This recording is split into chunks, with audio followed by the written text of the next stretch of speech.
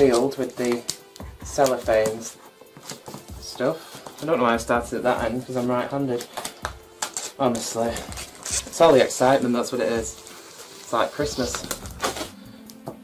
Okay, so let's just get that out of the way.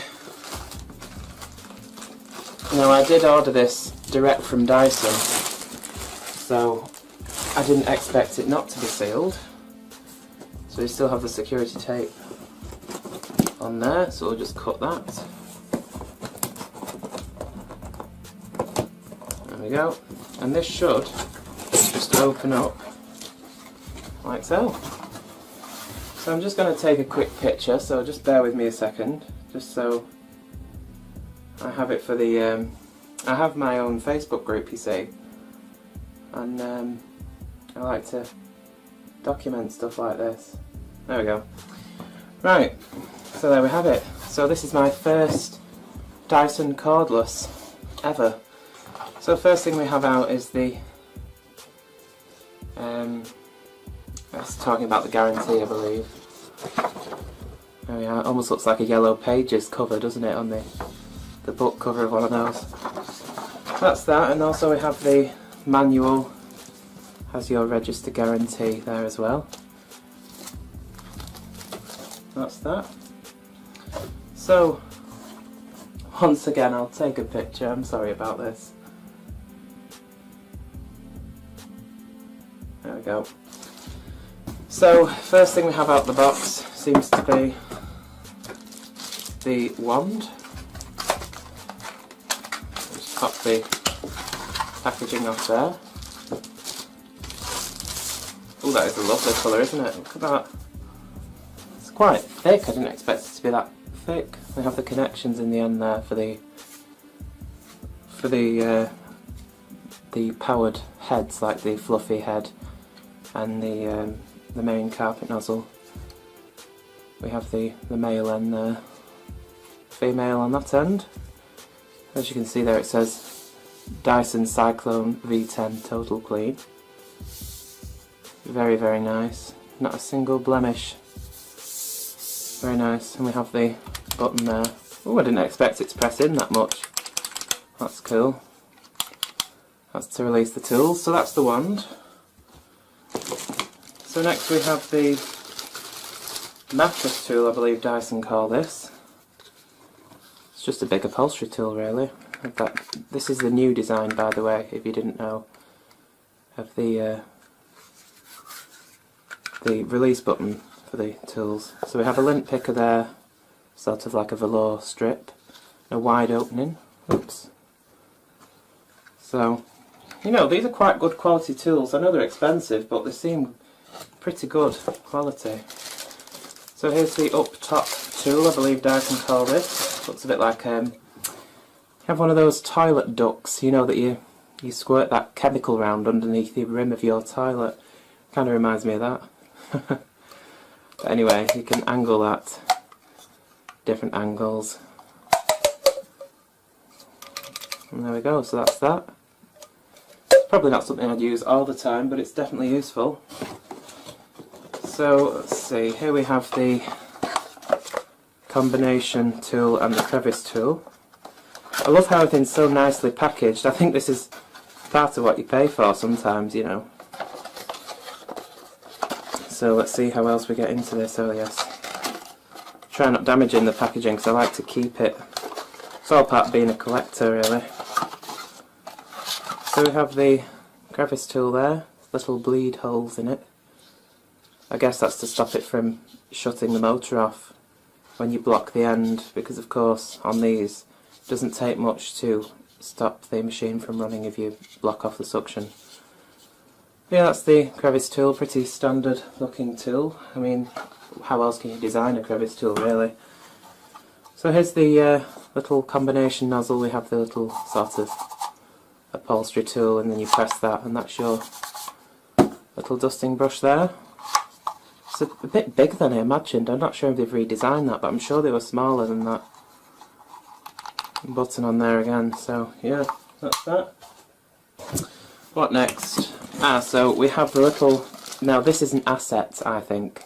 If you have one of these cordless Dysons, having a little hose like this to put on the end to use your small tools is imperative, I think, because you just can't get the bulk of the machine into small spaces. So of course you won't be able to use the powered heads because there's no electrical connection, but to use the small tools, that's ideal. And it doesn't have to be long because it's a handheld machine, but it swivels at this end, which is good. I didn't expect that.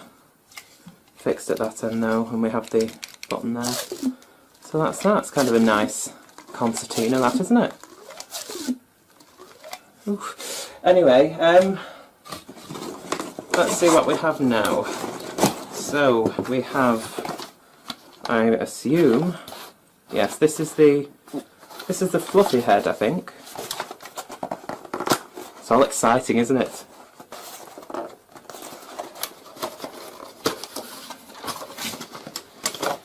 So, oh, it's quite heavy. I wasn't expecting it to be quite so heavy. Oh, that is very soft. If you've not felt one of these, I wish you could reach in through the screen and feel that. That's lovely. It's very velvety. So you have carbon fibre, I believe those are. Then you have these, I don't know, sort of felt, a felt pad, I guess, on the roller there, and you have a little one at the back to prevent any either spit back or anything being missed, or to stop it scratching. But we do have two wheels there, some nice sort of velvet strips around the edge. So that's the underside. There's the main suction channel. It seals to the floor between the suction channel here and this velvet strip at the back and the roller, and that's what keeps the suction onto the floor. Because it's an open roller at the front, it doesn't snowplow anything, or that's the idea. But I'm excited to try this, and it's relatively good at articulating. Have the button there as well. It's a bit dusty from the factory, but that's the soft roller head. Nice Dyson brand in there. Or the fluffy head, I believe they also call this. So that's that. That's for your hard floors. And then we have the other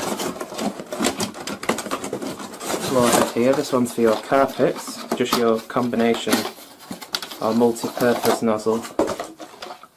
So you can use this on hard floors as well, but I believe that the fluffy one's a lot better. So you have pretty stiff nylon bristles for cleaning carpets, and you have the carbon fibre ones there for helping pick up on hard floors. And the sort of, I believe, I've heard that on the V6 they changed the shape of these carbon fibre filaments to an angle to the same direction the brush rotates, so that it doesn't wear them out quickly, because I believe that they were just straight on the V6 cleaner head and they used to wear out. So that's what I've heard anyway.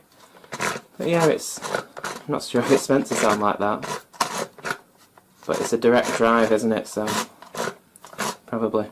But anyway, that's the roller on there. You have a little squeegee at the back, little felt pad at the front there, so if you bang into walls or skirting boards.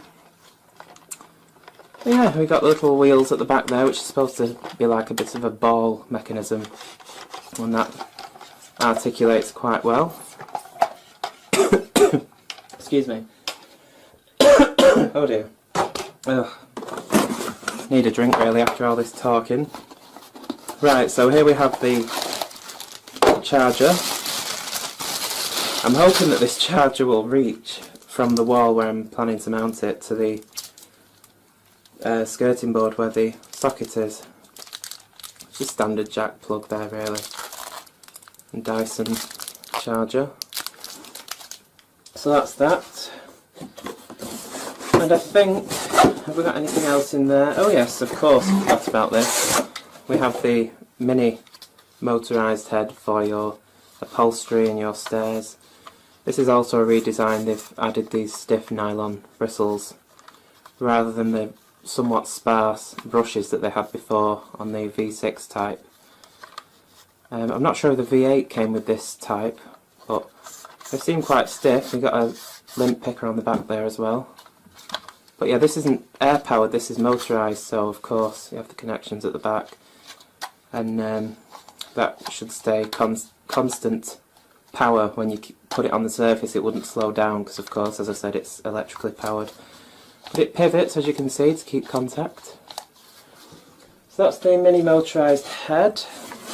And finally, before we have the machine, I believe we just have the wall bracket here, which it comes with the fixing instructions there. And oh, Dyson do supply the fixings. I was told that they don't include the fixings, but it comes with them with this. So I believe you attach that to the wall, and then you attach the bracket that holds the Dyson handheld in place, and also two of the small tools, the crevice tool and the combination nozzle. So that's the wall bracket, again a bit dusty from being in the box or from in the factory. That's that. So finally, let's just move the packaging out of the way here. Finally we have the machine itself. Oh wow, this is the first time I've actually handled this. So I've not actually seen what it looks like, as in size wise or the weight of it. It's very striking looking, isn't it? Look at that. Very nice. So we have the charger port moved to the bottom here. It charges this way rather than the charger port being at the back there, or up here, wherever it was. I think it was there. Apparently it was giving people electric shocks. But we have sort of status lights on each side. I'm not sure exactly what these do because I haven't read the instructions yet, obviously. We have the filter on the back there, which is a combination of the pre-motor and post-motor filter, so you wash that as one thing, and it does tell you in there that you can wash it. And I believe it's once a month that you are supposed to wash that. So we have the maximum, medium and low setting there, and we have the bin emptying thing here. You push that down and the well, the pin's supposed to open, but it's always stiff on a new Dyson. Oh, it's spring loaded, that's interesting. But sorry, I've got a right dry throat. There's actually a rubber piece here which wipes this shroud, so it's supposed to get all the hairs off it as you empty the bin, which is good. So it says on there that it's 20% charged. Oh yeah, 20% charged fully before use. It's on there. Not sure how well that's showing, but anyway, there we have it. Alright, so I've shifted all the packaging, but more importantly got myself a drink so my throat doesn't dry out again. It's all the excitement of this machine, I'm sure that's what it is. Anyway, I'm just going to remove this sticker here, which covers up the trigger. So I'm just going to put it on the middle setting, and we'll just quickly turn it on and see if it is actually charged. It has a weird sort of reverb at the end. So let's just test the suction here. It'll probably go off, but so that's the middle setting. Let's try it on max. Well, it is actually really powerful actually for a cordless. That's amazing. From first impressions anyway. Let's just try it on the low setting. Well, there you go. So I'm just going to leave it on setting 2 because there isn't much charge in there. And we'll just connect up the wand here. Oh, that's a nice action, isn't it? And the regular floor tool here. And we'll just give it a quick go on this carpet here. So bear in mind we've got an empty bin here, well, brand new. So we'll just see from this area of carpet what we can pick up. So here we go.